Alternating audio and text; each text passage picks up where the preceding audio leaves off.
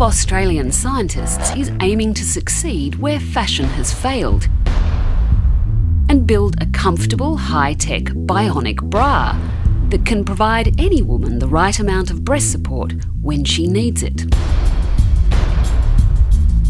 Most of them are designed for aesthetics, to look good. And often they don't really take into consideration the anatomy, what we have to support. Capturing the shape and how that... In research conducted over 15 years, Professor Julie Steele and her team have scanned the shape and size of breasts and analysed their movement during physical activity. Now, we know that most sports bras, the ones that are the most supportive, tend to be the most uncomfortable. They tend to be tight and compressive. The idea being that if I want to stop my breasts moving, if I can squish them in against my chest, it's going to stop them moving as much. But that's really uncomfortable. So what we want to do is have a bra that can respond. When do you need that extra compression? When do you need that tightness? And it can tighten up and provide that support.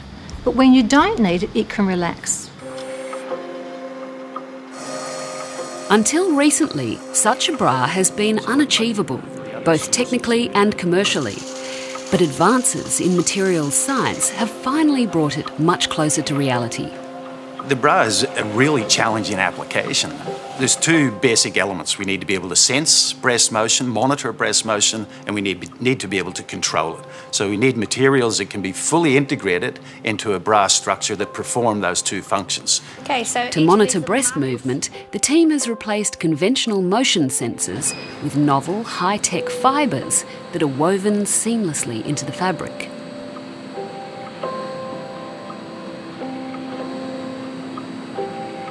So we take materials that are inherently stretchy and we can spin fibres from that material, for example, polyurethane. Now, what we do is add into that fibre structure a conducting material like graphene. And we still make the fibre that has that stretchy capability. We haven't interfered with that, but it does conduct electricity now. And that conductivity varies as we stretch the fibre. So we have a means of a dynamic sensor, a human movement sensor based within the inherent property of that fibre. So the sensors can be embedded anywhere. Our research has shown that the best place is to put them under the cup. That means that they can then detect how much the breasts move because they get stretched, also how quickly or how frequently the breasts are moving. Biggest force that will cause the breast to move vertically is when your foot hits the ground. So if you jog for 9 kilometres an hour for say an hour, your heel strikes the ground 10,000 times, then your breasts will slap down 10,000 times. So often the larger the breast, the more they can move. And this is a lot of pain. If you could imagine, we're talking about 8, 10, even 15 centimetres of vertical breast movement.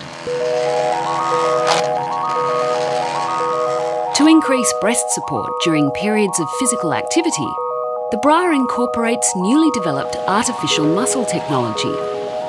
This is the artificial muscles that Professor Wallace's team has developed. So what these do is that when the sensor sends a signal, these then actually contract to pull the bra in and to increase the compression on the breasts. So these can really be put anywhere. It's 100 times stronger than human muscle, and it's made from fishing line. It basically takes fishing line, and by twisting it and subsequently coiling it, we can amplify the inherent thermal contraction properties. And so fishing line, of course, is incredibly strong. And so we can create incredibly strong muscles. So, for example, 1 gram of artificial muscle is capable of lifting 6 kilograms of weight. I mean, that's incredible performance from a very simple material just because of the way it's fabricated. And we can amplify that even further by taking those muscles and braiding them together into a textile structure. So it's a very scalable technology. The muscles are made to contract by heating conductive elements wrapped around the fishing line. But this requires battery power, and conventional batteries aren't a long-term solution. So Professor Wallace's team is developing thread-like batteries that can also be woven into the structures. In fact, the threads are the battery components. So we would have a thread that's the equivalent of the positive electrode in a conventional battery, or one that's the equivalent of the negative electrode, and other fibres that are the electrolyte that you would find in a conventional battery. But here we've transformed them into fibres that have that capability, and now we have the possibility of braiding that into a structure and optimising the positioning of each of those fibres so that we get the best performance. The aim is to develop a bra that can be customised for the individual using 3D printing technology.